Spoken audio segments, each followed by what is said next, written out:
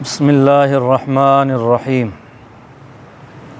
قل اتعبدون من دون اللہ ما لا یملک لکم ضرا ولا نفعا واللہ هو السمیع العلیم قل یا اہل الکتاب لا تغلوا فی دینکم غیر الحق ولا تتبعوا اہواء قوم قد ضلوا من قبل واضلوا کثیرا وَضَلُّوا عَن سَوَاءِ السَّبِيلِ۔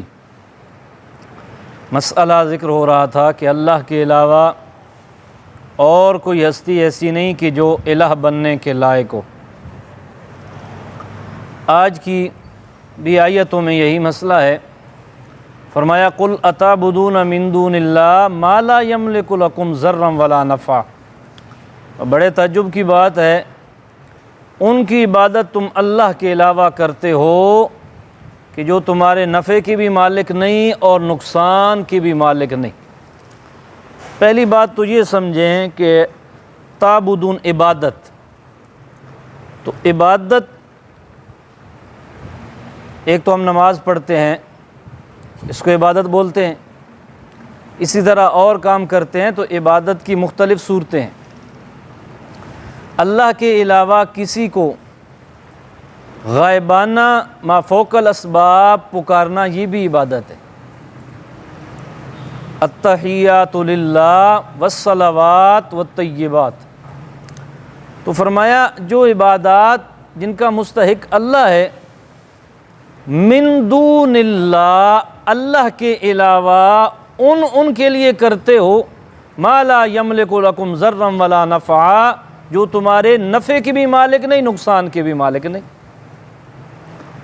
اب پیچھے کیا ذکر ہوا؟ مل مسیح ابن مریم الا رسول، پیچھے حضرت عزیر علیہ السلام کا تذکرہ، عیسیٰ علیہ السلام کا تذکرہ، موسیٰ علیہ السلام کا تذکرہ۔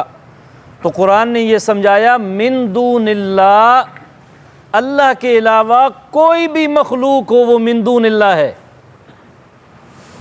من دون اللہ سے مراد یہ نہیں ہے کہ بتوں کی عبادت کیوں کرتے ہو، من دون اللہ سے مراد یہ ہے کہ اللہ کے ان قریبیوں کو کیوں تم یہ سمجھ کے پکارتے ہو کہ وہ ما فوق الاسباب ہماری عبادت سنتے ہیں اور کرتے ہیں۔ اس لیے یاد رکھیں، قرآن میں جہاں بھی لفظ من دون اللہ آیا ہے اس میں تمام مخلوقات شریک ہیں، اور خصوصاً کیونکہ آج تک دنیا میں کوئی اتنا بالکل بند عقل آدمی پیدا ہی نہیں ہوا کہ جو پتھر کو پتھر سمجھ کے اس کی عبادت کرے۔ آج تک ایسا بند عقل بندہ تاریخ دنیا میں نہیں آیا جو پتھر کو پتھر سمجھ کے عبادت کرے۔ پتھر میں وہ کوئی نہ کوئی تاثیر مانتا ہے تب عبادت کرتا ہے، چاہے اسے گھڑ کے پیغمبر کی شکل بنائے، چاہے اس کی کوئی مورتی بنائے، چاہے اس کی نسبت کسی پیغمبر کے ساتھ کسی ولی کے ساتھ کر کے، لیکن تاثیر ضرور مانتا ہے۔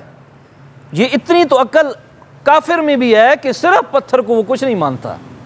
تو یہ بات من دون اللہ، اللہ کے علاوہ جن کو، ان جن میں سید الانبیاء بھی ہیں، باقی انبیاء بھی ہیں، ولی بھی ہیں، سارے ہیں۔ تو پہلی بات سمجھیں، ما لا یملک لکم ضرا ولا نفعا، اللہ فرماتے ہیں نفع نقصان کا مالک اور کوئی نہیں سوائے اللہ کے۔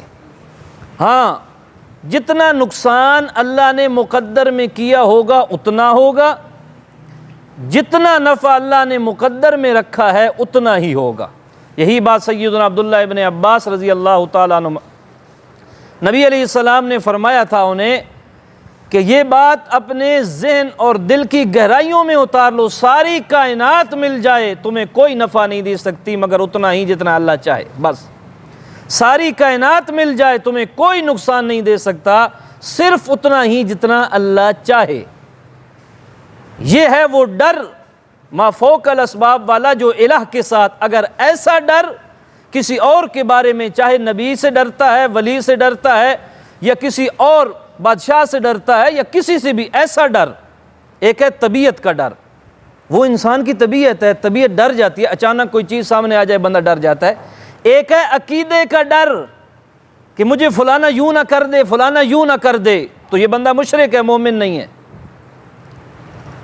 لا الہ الا اللہ، جس طرح اللہ تیرے علاوہ سننے والا کوئی نہیں، عبادت کے لائق کوئی نہیں، الہ کوئی نہیں، اسی طرح مولا تیرے علاوہ کوئی ایسا نہیں جس سے میں وہ ڈر رکھوں، ڈر بھی فقط تیرا ہی رکھنا ہے۔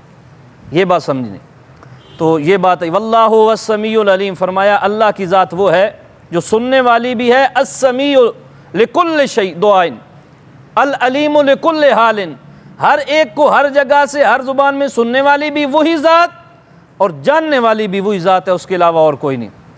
فرمایا قل یا اہل الکتاب لا تغلوا فی دینکم غیر الحق، اے اہل کتاب دین کے اندر غلو نہ کرو۔ اب غلو کس طرح ہوتا ہے؟ بعض اوقات غلو ہوتا ہے کسی چیز کو حد سے بڑھا دینے سے، بعض اوقات ہوتا ہے کسی چیز کو حد سے گھٹا دینے سے۔ تو فرمایا لا تتبعوا اہواء قوم قد ضلوا من قبل واضلوا کثیرا وضلوا عن سواء السبیل، تم نے ان لوگوں کی پیروی نہیں کرنی کہ جو گمراہ ہو گئے، اور گمراہ کیوں ہوئے؟ کہ انہوں نے اللہ کا بتایا ہوا وہ متوسط راستہ چھوڑا، انہوں نے دین کے اندر غلو کیا، جس کا جو مقام تھا اس سے اس کو بڑھانا شروع کر دیا، اور جس کی اللہ نے عزت اور توقیر رکھی تھی اس کو گھٹانا شروع کر دیا، وہ خود بھی گمراہ ہو گئے اور لوگوں کو بھی گمراہ کر دیا۔ اب یہ بات سمجھنے والی ہے، حدیث مبارکہ میں آتا ہے کہ اللہ تعالیٰ علم کو اٹھائیں گے قبض العلماء سے۔ علم ایسے نہیں کہ اچانک قرآن اٹھا لیا جائے گا، بلکہ علم سنانے والے سمجھانے والے اٹھتے جائیں گے، علماء ختم ہوتے جائیں گے، اللہ تعالیٰ ان کو اپنے پاس بلاتا جائے گا، بلاتے بلاتے بلاتے فرمایا سارے جہلا رہ جائیں گے، اور پھر ان جاہلوں کو یہ رؤساء اور بڑے بڑے عہدوں پر بٹھا دیں گے کہ یہ ہمارا فیصلہ فرمائیں گے۔ فرمایا ذلوا فاضلوا، وہ خود تو گمراہ ہوں گے ہی، باقی دنیا کو بھی وہ گمراہ کریں گے اور اپنے منچائی فیصلے، جب ہیں خود ہی کچھ نہیں پتہ تو پھر تو اس لیے شریعت نے جسے جو مقام دیا ہے اسے اتنا مقام دینا ہے۔ سیدہ مریم شریعت نے کہا وہ صدیقہ ہیں، ان کو صدیقہ ماننا ہے، اگر ان کی گستاخی کی تو تب بھی قرآن کی خلاف ورزی۔ حضرت عیسیٰ علیہ السلام اللہ کے نبی ہیں، انہیں نبی ماننا ہے، سچے نبی ہیں، اگر انہیں اللہ کا بیٹا مانا تب بھی شرک ہو جائے گا اور گستاخی ہو جائے گی رب کی ذات کی۔ اور اگر قالت الیہود عزیر ابن اللہ، حضرت عزیر کو اللہ کا بیٹا مانیں گے تب بھی، اور موسیٰ علیہ السلام پر ایمان لیا، عیسیٰ علیہ السلام کو اگر گالی دی، نبی علیہ السلام کو نہیں مانا تو پھر بھی یہ معاملہ۔ تو قرآن نے سمجھایا جی لا تغلوا فی دینکم، افراط تفرید نہیں کرنا، نہ یہ کہنا ہے کہ سب کچھ ہی یہ ہے اور نہ یہ کہنا ہے کہ کچھ بھی یہ نہیں ہے۔ آئی بات سمجھ میں؟ قوم ہمیشہ گمراہ ہوتی ہے کسی کے پیچھے لا کے، ان کا تذکرہ ہے یہاں کہ جو خود بھی گمراہ ہیں اور لوگوں کو بھی گمراہ کرتے ہیں۔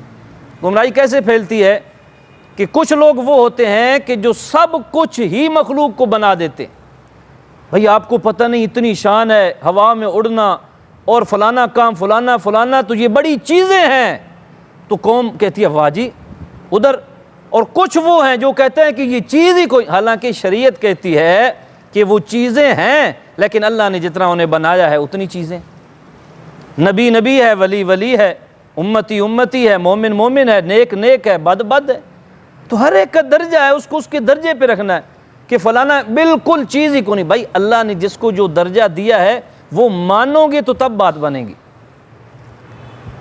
یا اس سے بڑھا دو گے تو یہ تو رب کی ذات کے ساتھ شرک ہو جائے گا۔ تو اس لیے فرمایا لا تغلوا فی دینکم، جس دین میں غلو آیا ہے، جس بندے نے بھی غلو کیا ہے وہ ہمیشہ گمراہ ہوا ہے، صرف خود نہیں گمراہ ہوا، اضلوا کثیرا وضلوا عن سواء السبیل، بڑی دنیا کو اس نے اپنے پیچھے پھر گمراہ کرنا شروع کر دیا اور لوگ گمراہ ہوئے ہیں۔ اس لیے اللہ نے فرمایا اللہ الذی انزل الکتاب بالحق والمیزان، تمہیں جہاں بھی مسئلہ بن جائے قرآن کے پاس آ جاؤ، یہ تمہیں تول کے بتائے گا سچ کیا ہے، حق کیا ہے، اصل کیا ہے۔ تو اس لیے کوئی بھی بندہ کوئی بھی مسئلہ اگر بیان کرتا ہے تو اس کے مسئلے کو سب سے پہلا میزان قرآن والا ہے، تولو کہ قرآن پاک کیا کہتا ہے اور یہ کیا کہہ رہے ہیں۔ سوائے اللہ کے نبی اور رب کی بات کے کسی اور کی بات آپ بغیر قرآن و حدیث کے ماتحت ہونے کے نہیں مان سکتے۔ آئی بات سمجھ میں؟ کسی کی بھی بات ہو آپ کے سامنے، آپ نے ترازو قرآن حدیث، کیا یہ بات قرآن حدیث سے ٹکرا رہی ہے؟ اگر ٹکرا رہی ہے تو بڑے سے بڑا ہے تب بھی نہیں مانیں گے۔ کیوں؟ غلطی ہو سکتی ہے، وہ پاک تو نہیں ہے، غلطی سے معصوم تو نہیں، لیکن رب کا قرآن ذالک الکتاب لا ریب فیہ، رب کا محبوب ما ینطق عن الہوی ان ہو الا وحی یوحی، اللہ کے محبوب علیہ السلام قرآن کی تشریح وہ کرتے ہیں جو اللہ وحی فرماتے ہیں، اور ایک وحی قرآن کی صورت میں ہے اور ایک وحی نبی علیہ السلام کی زبان مبارک کی صورت میں جو تشریح آپ نے فرمائی ہے صلی اللہ علیہ وآلہ وسلم۔ اس لیے کسی بھی بندے کی بات ہے، یہ فتنوں کا دور ہے، میں اس لیے تھوڑا زیادہ اس کو کھول رہا ہوں، لا تغلو فی دینکم، دین میں غلو نہیں، بالکل سٹریٹ فار، جس کی بھی بات ہے اس کو سب سے پہلے قرآن کے پاس لے آؤ، حدیث کے پاس لے آؤ۔ اگر قرآن حدیث کہے کہ یہ ہمارے ماتحت ہے، مان لو سراکوں پہ ہے۔ اگر قرآن حدیث کہے کہ یہ ہمارے ماتحت بات نہیں، تو پھر یہ نہیں دیکھنا کہ یہ اتنا بڑا ہے، اس کی وجاہت اتنی ہے، اس کے پیچھے لوگ اتنے، بھائی ہوگے بڑے، لیکن اللہ کے کلام اور نبی علیہ السلام کے کلام سے بڑا اور کوئی۔ یہی قانون سورہ حجرات میں آیا، یا ایھا الذین آمنوا لا ترفعوا اصواتکم فوق صوت النبی، جب نبی علیہ السلام دنیا میں زندہ موجود ہیں، خبردار نبی علیہ السلام کی آواز سے اونچی آواز کسی کی نہیں ہونی چاہیے، ورنہ اعمال برباد ہو جائیں گے۔ تمہیں پتہ بھی کس کو کہا جا رہا ہے؟ حضرت صدیق اکبر کو، کہ جن کی ایک رات والی نیکی اتنی بڑی ہے، حضرت فاروق جیسا بندہ کہتا ہے کہ یہ مجھے دے دو، میری ساری نیکیاں لے لو، ہمارے پاس تو ہے ہی کچھ نہیں، تو ہمارے لیے کیا حکم ہے؟ اللہ کے نبی علیہ السلام تو دنیا سے چلے گئے، لا ترفعوا اصواتکم، کسی اور کی بات نبی کی بات سے اونچی نہیں ماننی، ہر ایک بندے کی بات کو نبی کی بات کے نیچے پرکھنا ہے کہ یہ بات فٹ آتی ہے یا نہیں آتی۔ اس لیے کسی کا قول، کسی کا عمل کوئی حجت نہیں، شریعت میں حجت فقط وہ بات ہوگی جو اللہ اور اللہ کے رسول کی بات کے ماتحت آئے گی، بس یہ موٹا سا قانون۔ تو کیا بات ذکر ہوئی کہ عجیب بات ہے تم ان کی عبادتیں کرتے ہو جو نفع نقصان کے مالک نہیں، اس کی عبادت کرو جو نفع نقصان کا مالک ہے، اللہ ہے، اللہ کے علاوہ اور کوئی نہیں، من دون اللہ، چاہے اللہ کے قریبی ہیں چاہے اللہ کے دور والے ہیں، کوئی ایسا نہیں ہے جو تمہارے نفع نقصان کا مالک۔ اور دوسرا کیا قانون بڑا ذکر کیا؟ لا تغلو فی دینکم، دین میں غلو نہ کرنا، خبردار جس نے بھی دین کے اس اصل قانون کو چھوڑا، اس متوسط قانون اور درمیانے راستے کو چھوڑا، یا وہ مشرک ہو گیا یا گستاخ ہو گیا۔ نہ مشرک کا اگلا جہان ہے، نہ گستاخ کا اگلا جہان ہے، نہ شرک کرنا ہے نہ گستاخی کرنی ہے، بلکہ اس نہج پہ رہنا ہے جو قرآن بتائے اور قرآن کی تشریح محمد مصطفیٰ صلی اللہ تعالیٰ علیہ وآلہ وسلم بتائیں۔ اللہ عمل کی توفیق۔